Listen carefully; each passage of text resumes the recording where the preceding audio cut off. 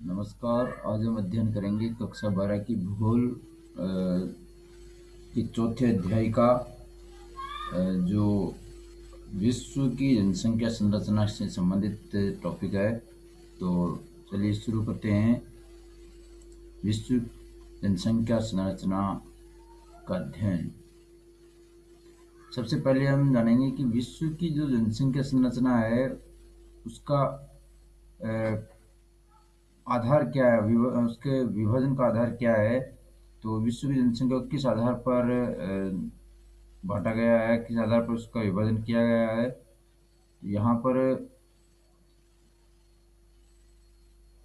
जनसंख्या संरचना से तात्पर्य है किसी क्षेत्र की जनसंख्या का विभिन्न आयु वर्गों, साक्षरता, लिंग अनुपात और व्यवसाय के आधार पर विभाजन से है।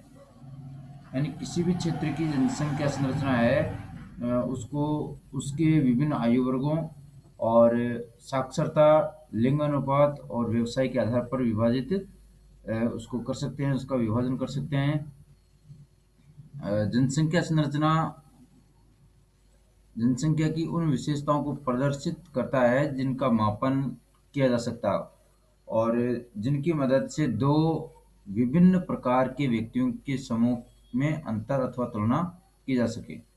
ये जनसंख्या की सामाजिक विशेषताओं को प्रकट करती है तथा किसी देश की भावी विकास की योजनाओं को बनाने में इसका महत्वपूर्ण योगदान होता है। अब यहाँ पर एक दो शब्द है, जैसे जनसंख्या। जनसंख्या का मतलब होता है किसी प्रदेश में निवास करने वाले व्यक्तियों की कुल संख्या। और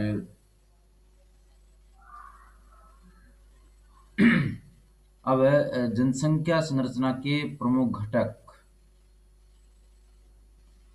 कौन कौन से घटक है जनसंख्या संरचना के? इसमें सम्मिलित है आयु संरचना, साक्षरता, व्यावसायिक संरचना, ग्रामीण नगरीय जनसंख्या आदि जनसंख्या संरचना के प्रमुख घटक की श्रेणी में शामिल है।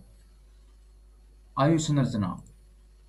आयु संरचना का अर्थ होता है जो जनसंख्या को विभिन्न आयु वर्गों के अनुसार अलग अलग समूहों में विभाजित करते हैं, तो उस चीज को क्या कहते हैं? आयु संरचना कहते हैं।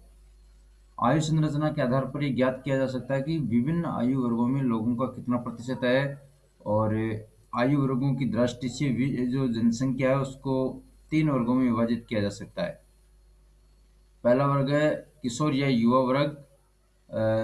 इसमें 15 वर्ष से कम आयु वर्ग के लोगों को शामिल किया जाता है और इसमें जनसंख्या का प्रतिशत है 25%। और इस आयु वर्ग की प्रमुख विशेषता है आश्रित जनसंख्या के रूप में इसको माना जाता है। यानी ये जो 15 साल तक के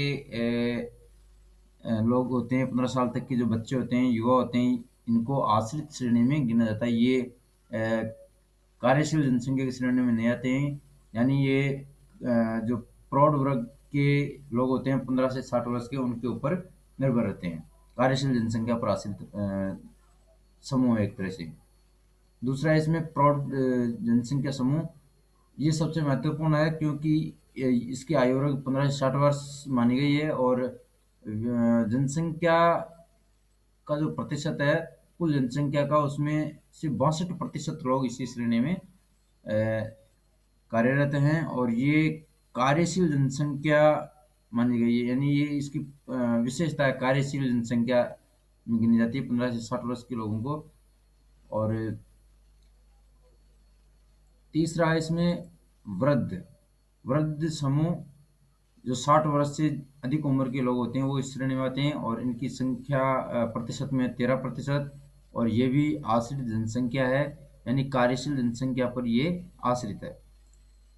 तो तीनों प्रमुख वर्गों में से जो दूसरा वर्ग है प्रौढ़ जनसंख्या वाला, ये कार्यशील जनसंख्या में गिना जाता है। यानी प्रमुख विशेषता है ये कार्य करने वाले हैं, कमाने वाले यही हैं। और जो आश्रित जनसंख्या और ये किशोर वर्ग और प्रौढ़ वर्ग की जो आश्रित जनसंख्या है, दोनों को इन्हीं के ऊपर आश्रित रहना पड़ता है। जिस देश में आश्रित जनसंख्या अधिक होती है वहाँ अधिक व्यय तथा वार्ष आर्थिक विकास धीमा होगा, जबकि अधिक क्रियाशील जनसंख्या देश के संसाधनों के दोहन में सहायक होती है। परिणाम स्वरूप आर्थिक विकास अधिक होगा। यानी जिस देश में पहले और तीसरे आयु वर्ग के लोगों की संख्या ज़्यादा होगी वहाँ पर व्यय अधिक होगा और आर्थिक विकास धीमा होगा। लेकिन जिस देश में प्रौढ़ वर्ग के लोगों की संख्या ज़्यादा होगी, कार्यशील जनसंख्या अधिक होगी, वहाँ पर अ, संसाधनों का दोहन ज़्यादा होगा और इसका परिणाम ये होगा कि वहाँ पर आर्थिक विकास भी ज़्यादा होगा दूसरे देशों की बजाय जहाँ पर आश्रित जनसंख्या का प्रतिशत ज़्यादा होगा। आयु वर्ग के अनुसार विकसित तथा विकासशील देशों की जनसंख्या में तुलना। पहला है युवा वर्ग। विश्व की लगभग 25% जनसंख्या युवा वर्ग में सम्मिलित है। सर्वाधिक युवा अफ्रीका में 45% और एशिया में लगभग 39% के हैं। और विश्व की जो युवा वर्ग है ये यूरोप में सबसे कम है 17%। विकासशील देशों में 32% तथा विकसित देशों में 18% युवा जनसंख्या है। और विकसित देशों में सर्वाधिक युवा जनसंख्या संयुक्त राज्य अमेरिका और ऑस्ट्रेलिया में। विकसित देशों में सर्वाधिक युवा जनसंख्या अमेरिका और ऑस्ट्रेलिया में है। और विकासशील देशों में सबसे ज़्यादा युवा जनसंख्या पाकिस्तान, सूडान और भारत में। पाकिस्तान, सूडान और भारत में। प्रौढ़ आयु वर्ग। इस वर्ग में विश्व की सर्वाधिक जनसंख्या है, यानी सबसे ज़्यादा जो जनसंख्या है विश्व की लगभग 62%, वो इसी वर्ग के अंदर शामिल है।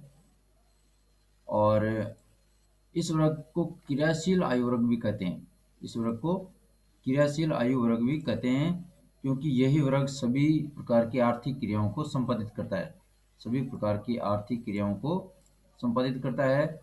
यह वर्ग प्रजननशील, आर्थिक दृष्टि से सर्वाधिक उत्पादक तथा जनसंख्या की दृष्टि से सबसे गतिशील होती है। ये आयु वर्ग किसी भी देश के विकास का स्तर निर्धारण करता है। किसी भी देश के विकास का स्तर निर्धारित करता है। और विकासशील देशों की 62% तथा विकसित देशों की 67% जनसंख्या प्रौढ़ आयु वर्ग में सम्मिलित है। विकासशील देशों की 62% और जो विकसित देश है उनकी लगभग 67% संख्या इसी श्रेणी में सम्मिलित है। विकासशील देशों में सर्वाधिक प्रौढ़ जनसंख्या चीन, श्रीलंका और भारत में है, जबकि विकसित देशों में ये जर्मनी और ऑस्ट्रेलिया में। वृद्ध आयु वर्ग। ये आयु वर्ग विकसित देशों में अधिक है जो लगभग 15% है। और विकासशील देशों में ये मात्र 5% है। विकसित देशों में सर्वाधिक वृद्धि जनसंख्या यानी वृद्ध जनसंख्या जापान और जर्मनी में है। ये जो जापान देश है यहाँ पर ये जापान है, यहाँ पर सबसे ज़्यादा मात्रा में वृद्ध लोगों की संख्या पाई जाती है। और इसके अलावा जर्मनी के अंदर जापान से कम संख्या में, यानी सबसे ज़्यादा वृद्ध जनसंख्या वाले देश है जापान और जर्मनी।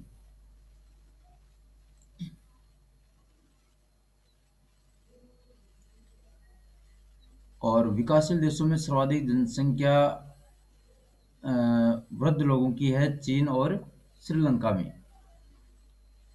लिंगानुपात। लिंगानुपात का मतलब होता है प्रति 1000 पुरुषों पर स्त्रियों की संख्या का अनुपात।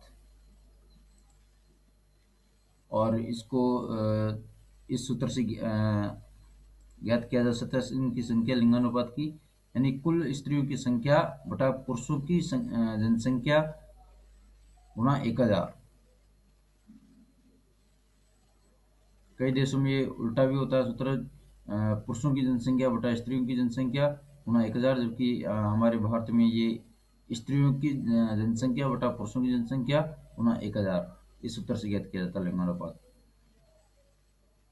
विश्व में औसत लिंगानुपात 985 है, और सर्वाधिक लिंगानुपात है यूरोप में, यूरोप महाद्वीप में 1072।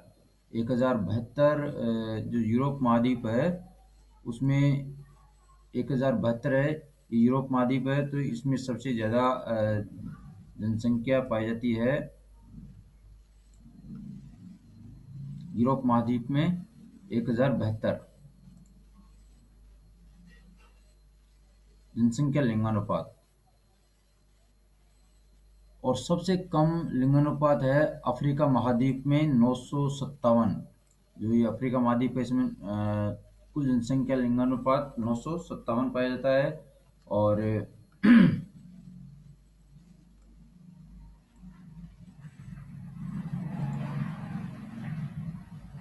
एशिया में इसका अनुपात है 1002। एशिया में विश्व की कुल लिंगानुपात का अनुपात है वो 1002 है, यानी 1000 पुरुषों पर स्त्रियों की संख्या 1002। तो यहाँ पर देख सकते हैं ये एशिया महाद्वीप है, पीले रंग से रंगा हुआ। इस एशिया महाद्वीप का लिंगानुपात है 1002, और ये संख्या थी यूरोप में 1072 सर्वाधिक, और अफ्रीका में 957।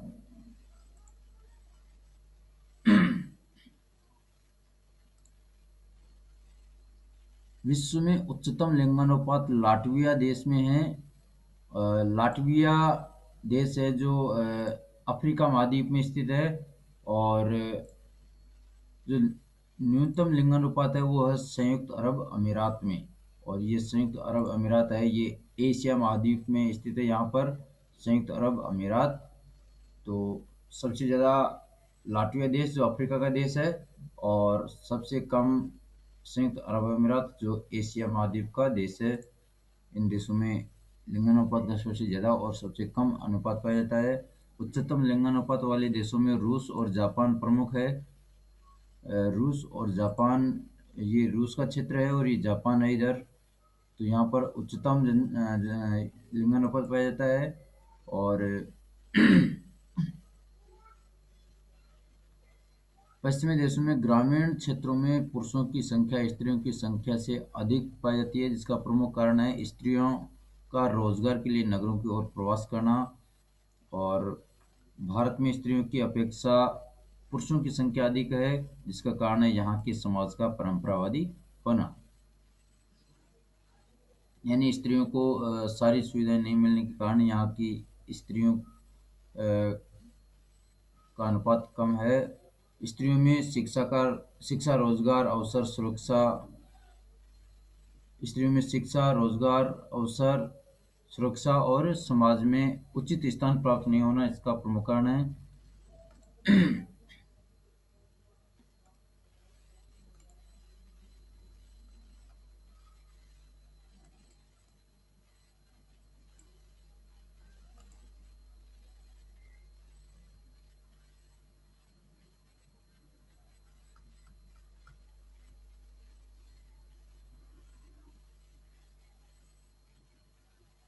अब है जनसंख्या संगठन। इसके अंतर्गत जनसंख्या का नगरीय एवं ग्रामीण अनुपात का अध्ययन किया जाता है। जनसंख्या का ग्रामीण और नगरीय विभाजन निवास स्थान और कार्य के आधार पर होता है। विश्व की कुल जनसंख्या का 50% से अधिक नगरीय जनसंख्या है। यूरोप और अमेरिका महाद्वीप की 75% से अधिक जनसंख्या नगरों में, जबकि एशिया और अफ्रीका की 38% जनसंख्या नगरों में निवास करती है। सिंगापुर की 10 जनसंख्या 100% नगरों में निवास करती है। सिंगापुर एक ऐसा देश है जिसकी 100% जनसंख्या नगरीय जनसंख्या है। और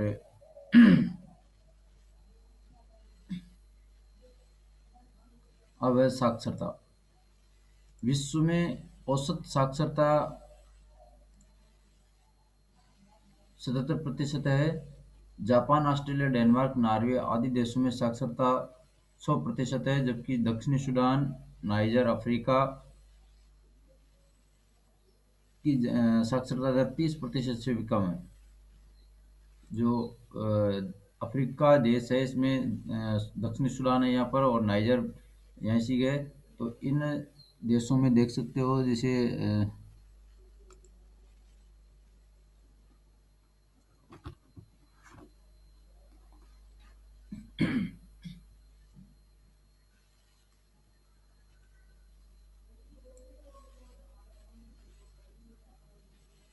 ये दक्षिणी अफ्रीका है, इसमें ये दक्षिणी सूडान है, और ये नाइजर देश है। तो इन देशों में सबसे कम साक्षरता पाई जाती है। भारत में साक्षरता का प्रतिशत है 74%, और अफ्रीकी देशों में साक्षरता दर सबसे कम पाई जाती है। भारत नक्शे में देख सकते हो आप यहाँ पर, भारत ये इसमें 74% जनसंख्या है। ये भारत है, 74% जनसंख्या पाई जाती है भारत की। अ, सबसे कम साक्षरता दर अफ्रीका महाद्वीप के देशों में पाई जाती है। जनसंख्या की व्यावसायिक संरचना।